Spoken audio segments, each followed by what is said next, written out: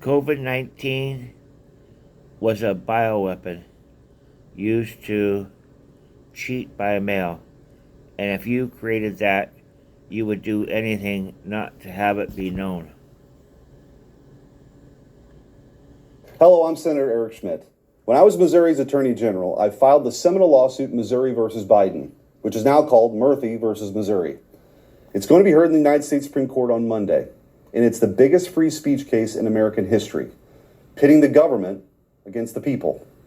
At the core of the lawsuit is the idea that the federal government can't outsource censorship to social media companies to trample on American speech, which is exactly what they were doing. At the behest of some of the highest-ranking government officials in the country, the biggest social media companies in the world censored speech on topics like the lab leak theory, the Hunter Biden laptop story, the origins of COVID, the efficacy of masks, and much, much more. The discovery that came out in that case is shocking, to say the least. It shows it wasn't just one or two officials that were working with social media companies to censor American voices. It was a leviathan of officials and agencies, more appropriately dubbed a vast censorship enterprise. This case cuts at the very core of what it means to be an American and what we believe in this country. The federal government should not be censoring American speech. And they don't get to end run around the Constitution by having social media platforms do it for them.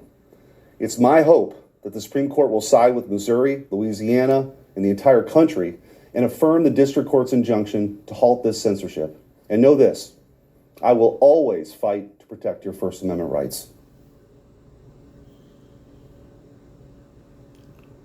Peter Daszak from EcoHealth Alliance was working with the CIA. This goes back to George Bush after 9/11. He opened up the bioweapon department, making bioweapons. Dr. Fauci is guilty. Peter Daszak is guilty. The CIA is guilty. And they